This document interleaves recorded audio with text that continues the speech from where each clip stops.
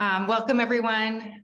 My name is Jody Roberts. I'm part of Art and Climate Action, and I am very excited to introduce our new partners in these community meetings. Siobhan from Gallery Climate Coalition in LA is going to introduce this this talk, and so I'm just going to hand it straight over to Siobhan. Thanks, Jody. My name is Siobhan Bradley, and I am a founding member of the Los Angeles chapter of Gallery Climate Coalition. I'm very excited to be joining today's meeting, which was organized, of course, by Art and Climate Action in San Francisco and Galleries Commit in New York as part of the Climate Action 8x8 series of talks. And of course, thank you all for joining this morning as well. A reminder that we are recording today's conversation and it will appear on our YouTube channel in case you want to return to it in the future.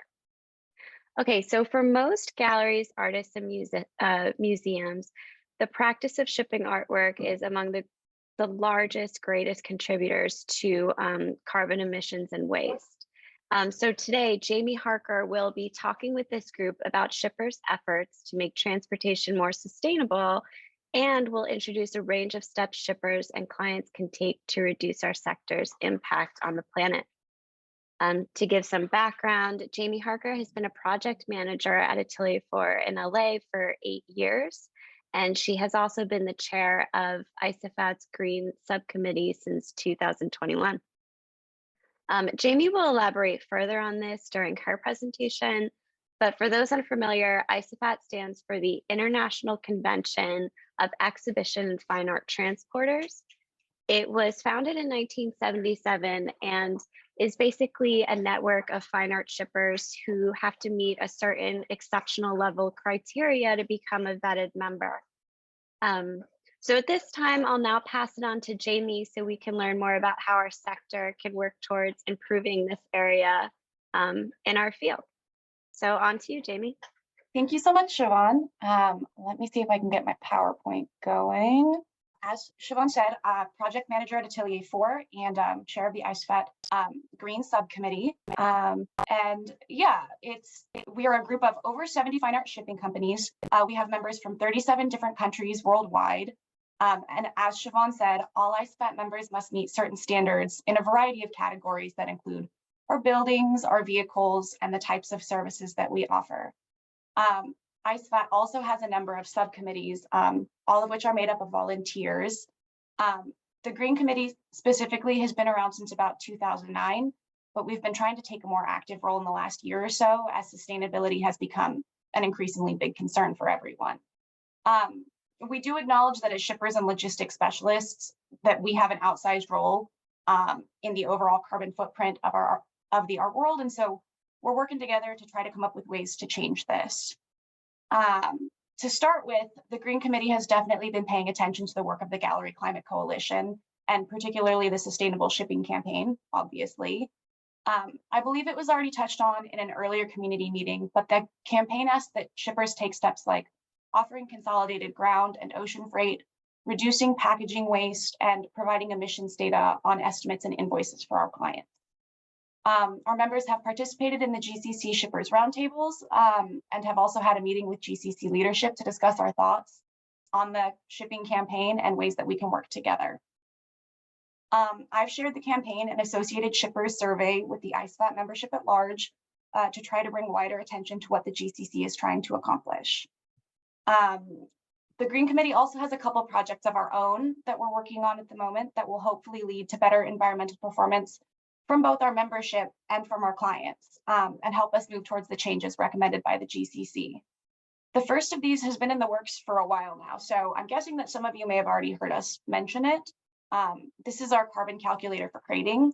ICEFAT has commissioned a calculator specifically tailored for calculating the CO2 emissions of fine art crate fabrication, which, as far as I know, is kind of a gap in what's easily calculable at the moment. This is being made for us by Dr. Matthew Eckelman, who is a professor of civil and environmental engineering at Northeastern University. And if I'm being honest with you, it's been kind of slow going, getting this project off the ground. We've been working on it since late last year, and it's taken some time to troubleshoot what the final product should look like. since we're trying to make sure that it will give accurate results while still being something that the average project manager at any ICEFAT company can use.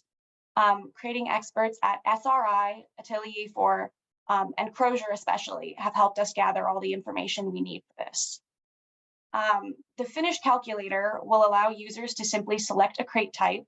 So we've got one-way, two-way, museum, crates, or travel frames. And just to derail myself a little bit here, those are just the names that are used in our industry. It doesn't mean you can only use these crates 1 or 2 times. If those are the crate types you are selecting, please use them as many times as you want. So we'll select the crate type, we'll plug in the dimensions of the crate, and selecting a crate type will select materials associated with those kind of crates. And so the calculator can provide the CO2 emissions of said crate. The calculator will also include an in-screen tool for calculating the emissions from transportation, which will make it convenient for users to get a full picture of the emissions generated throughout an entire shipment. And I think this in particular is going to be critical for helping ICEFAT members reach the GCC's recommendation of including emissions data in estimates and invoices by reducing friction wherever possible. It may sound like a small thing, but I know from personal experience that when things are really busy, like during art fair season, even adding an extra minute or 2 into the process of putting together an estimate can be unfeasible. So having one tool that can provide all of the information we need will hopefully increase the number of people who use it regularly. The Green Committee will obviously recommend that all ICEFAT members include this information on their estimates so that our clients can make informed decisions concerning both the types of transport and packaging options that they'll use. And I've just seen the most recent draft of the calculator a couple weeks ago, and it's looking pretty darn good. We've got a few tweaks left to make still, but I'm hoping that we'll get it into wide use in the very near future. The second project that the Green Committee is currently working on is a bit broader in scope. We're putting together an ESG, or Environmental, Social, and Governance statement for ICEFAT, which will allow our clients to know where we stand on key issues and also shape the future actions and endeavors of our member companies. We're setting targets for each of the 3 types of services that we offer, which are transportation, storage, and packing. We're aiming to reduce emissions in these areas by requiring that our members offer consolidated transport options, we'll also recommend the use of renewable energy for warehouse and office operations wherever possible. We also want to begin address a material, in case you couldn't tell, I have some notes. I'm a little nervous. We also want to begin addressing material waste by having all members offer an option for reusable crates of some sort, whether it be retrofitting existing wooden crates for new artworks or reusable options like rock box and earth crate. We'll be taking our statement to the general membership of ICEFAT in October of this year for their review and approval. So we're still in the early days of planning, but I'm hoping more ambitious goals can be brought forward as we continue working on this. And we'll definitely be taking the GCC's recommendations into account as we put this together. ICEFAT already performs regular audits on our members to make sure that our operations are up to the highest standards in the industry. So I think it's only natural to include ESG issues in these standards. And there's so much more that we hope to accomplish in the future with ICEFAT as a whole beyond these 2 projects. But in the meantime, I wanted to take a quick moment to highlight some efforts that individual shippers have been making, as many ICEFAT companies have been working towards becoming more sustainable just on their own. And one of the great things about having a Green Committee is that we get to learn what fellow committee members are doing and take inspiration from it. So just some quick highlight. MTAB Denmark and A+CA in Italy are both ISO 14001 certified, which means that they have undertaken an environmental management system with defined goals to reduce their environmental impact.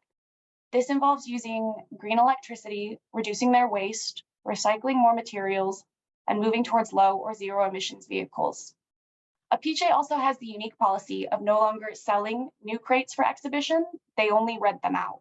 And this has resulted in A+CA fabricating roughly 80% fewer new crates than would typically be required for exhibitions. A+CA has also ordered electric vans to serve their Florence office.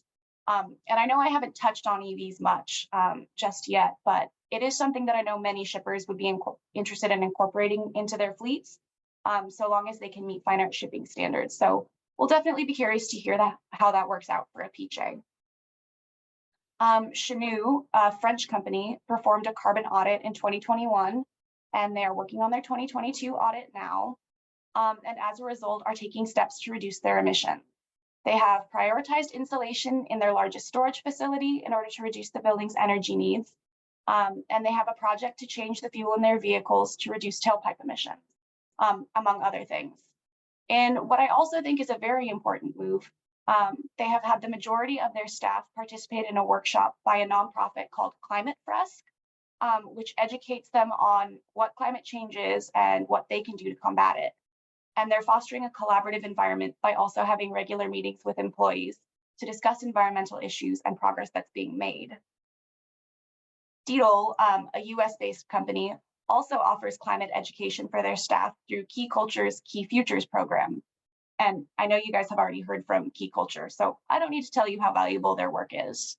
To try to address packaging waste, Deedle offers their customers the option of newer packaging alternatives like Earth Crate and Rockbox, which are designed to be used many times, as opposed to traditional wooden crates, which are often only used a few times before they are disposed of.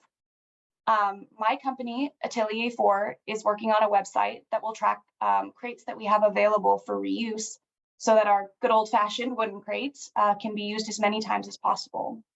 We also partnered with the National Forest Foundation for the past 2 years to plant 10,000 trees each year.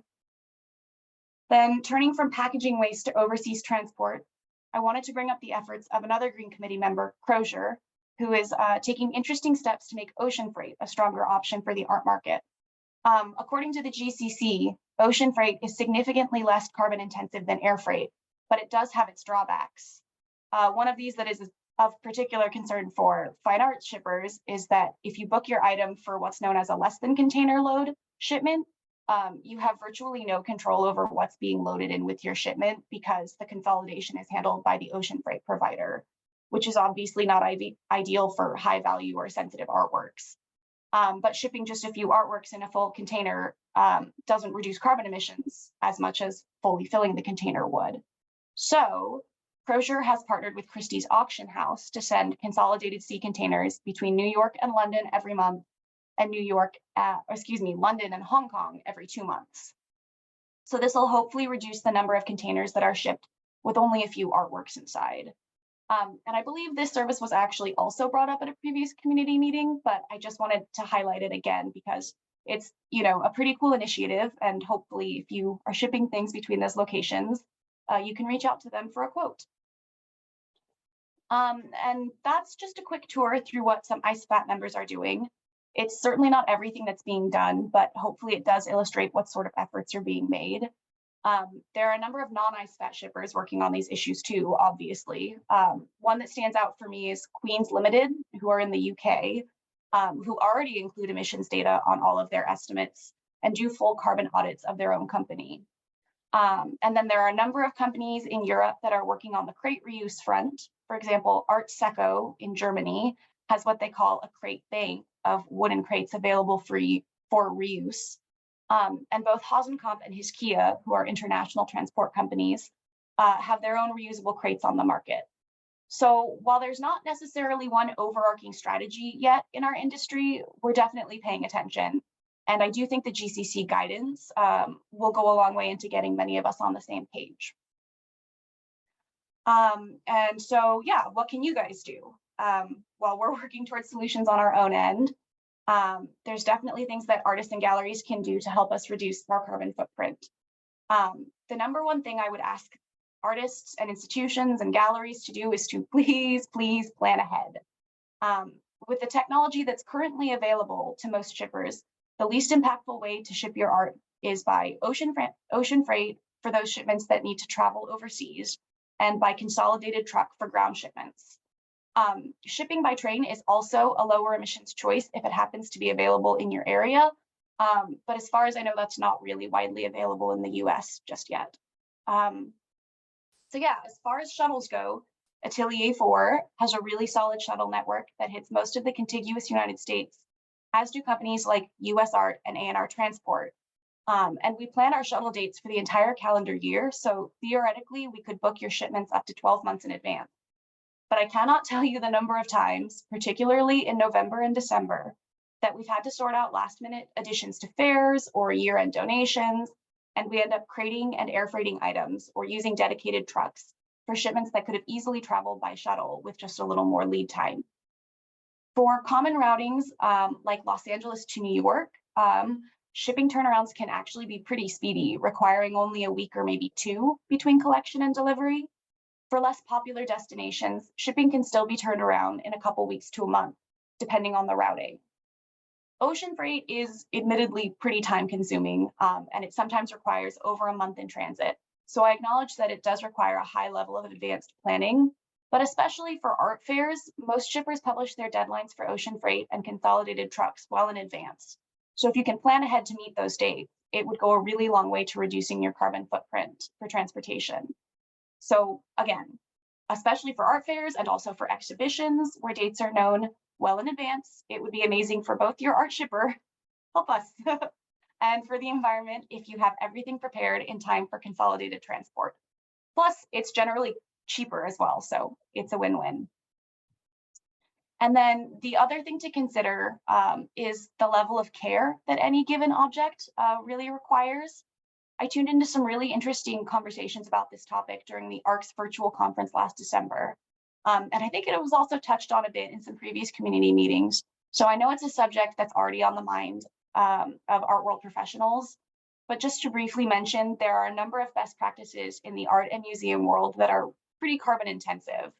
And the main things I'm thinking of are transportation by a dedicated truck, building a bespoke crate for all items, and having a courier travel with an item in transit. And then for pieces that aren't on the move, requiring climate controlled storage by default. I acknowledge that in many situations, the value of a piece or the medium may truly require this level of care, but I just ask you to consider carefully before arranging shipping, because alternatives to all of these things are already out there. So instead of a dedicated truck, like I said before, you could use a shuttle. Instead of requiring a new crate, you can ask your handler to retrofit a used one or rent a reusable crate. And instead of a courier, you might consider sending an electronic tracking device. These devices are now readily available and make a great alternative to sending a courier with a shipment. I personally have experience with using FedEx's SenseAware device, which can track things like where a shipment is going, if there are changes to temperature and humidity, whether the crate has been opened, tons of stuff like that. And depending on your routing, they can be pretty cost effective. And then yes, finally, please consider the acceptable range of temperature and humidity required in your storage facilities. Most fine art storage locations offer climate and non-climate areas, so maybe you can start by allowing for some less sensitive items to be stored in non-climate areas. And then hopefully in the future, we can look towards maybe discussing the range of temperatures and humidity required for climate controlled storage. I know that that's probably a ways out because in order for us to change, it would have to be a sector-wide agreement, but just something to consider for the future. And then finally, the last thing I wanted to mention that you should do is to please keep asking us about sustainability. I know from talking to fellow ICEFAT members that part of the reason that so many of us are putting efforts into sustainability now is because our clients are demanding it. It's not to say that we don't have our hearts in the right place, but we are for-profit companies, and some of us have been doing business in more or less the same way for decades now. So it's really critical that we hear from you and that our higher ups know that this is important to you. So please keep asking us about EVs and ocean freight and reusable crates and plastic-free packaging, all that good stuff. Make sure your vendors know that these things are a priority for you in choosing a shipper. I know that for now, our answers might not be everything you want to hear, but it is important for us to hear from you on the subject. And I promise that we will keep working towards doing better. The end. Thank you. Yeah, so my email address is up here on the screen. And if you have any questions, please let me know. If you all want to either pop questions into the chat or raise your hand, whatever works best for you all. I had a couple questions, if you don't mind. Yeah, go for it. Well, first of all, what's the best way? I know you said that the calculator's not quite ready, but what's the best way to make sure we know when it is ready? In other words, is there like a newsletter or a listserv that people can sign up for? Will this be widely broadcast? That's a good point. We don't actually have a plan just yet, but one of the other ICEFAT subcommittees is a marketing committee. So I'm sure we'll be working with them to send out some sort of announcement when it happens. Okay, cool. Is the crate carbon calculator intended to be available for use by clients or just shippers? It is, I think right now we're thinking we'll keep it with just shippers. That can certainly be a conversation for the future. But our intent now was just to share it amongst ICEFAT agents to use for requests. And I actually had another question. What was the name of the FedEx tool you mentioned for tracking? Oh yeah, sorry. It's called SenseAware. Let me, yeah, I can write it here. Yeah, so the device itself is like super easy to use. I would say that their interface for ordering them is a little confusing, but yeah, the device itself is pretty straightforward.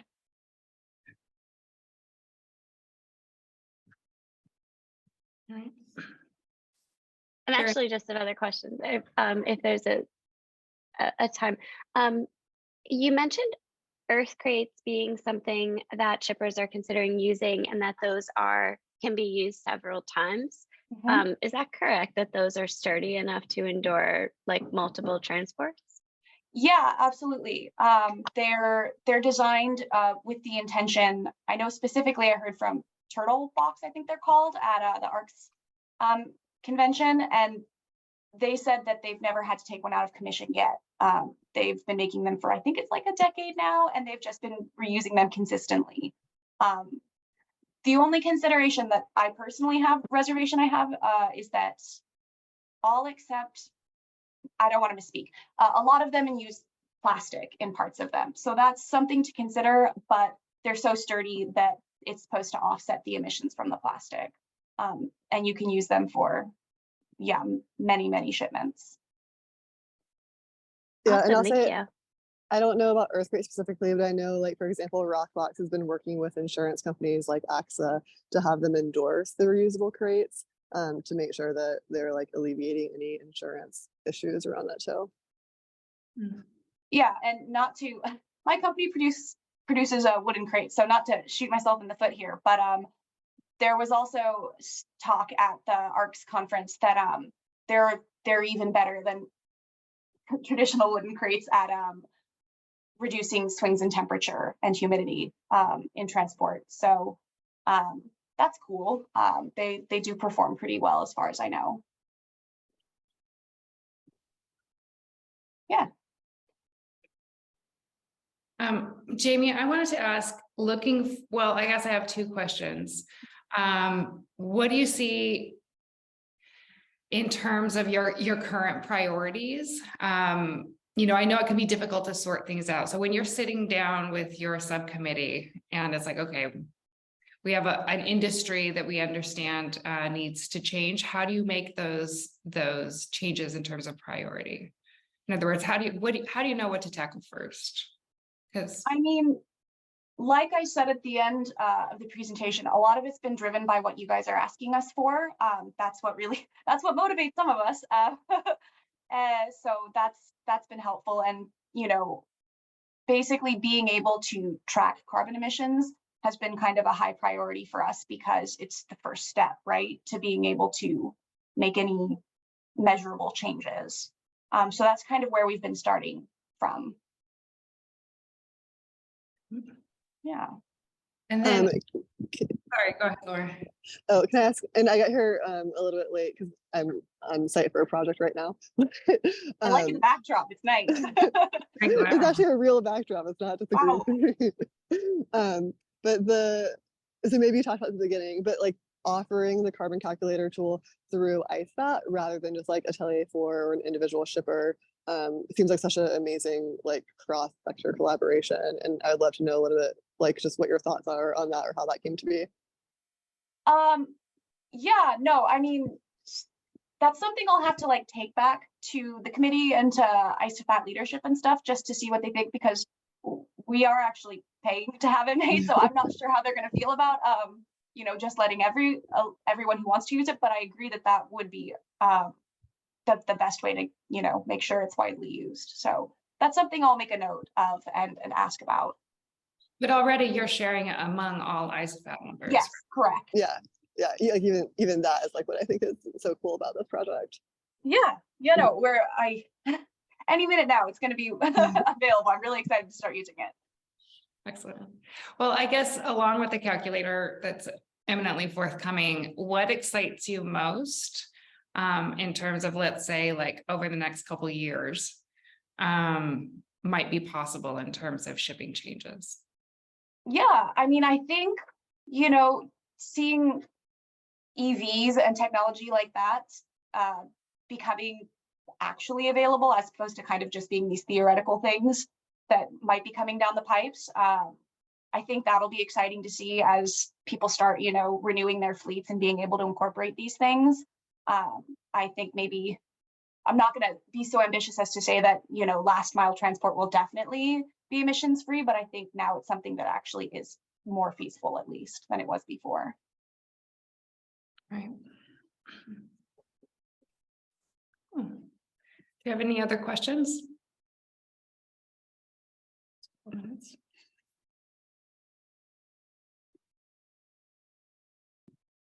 All right. Well, thank you so much, Jamie. This was amazing. Thank you for having me. I just want to say, as I've been both working in art spaces and reaching out to other exhibition spaces, it seems like shipping is the place where people tend to go, what can we do? This seems impossible. So to have this little insider's view of how much work is actually being done I really appreciate it. And I look forward to everything that's coming down the line. Yeah, no, thank you so much. We do care. We are trying. It's slow going, but we do want to make things better for sure. Thank you. And I love the encouragement of don't be shy. Tell your shippers what you want. That's great. It's important. It is.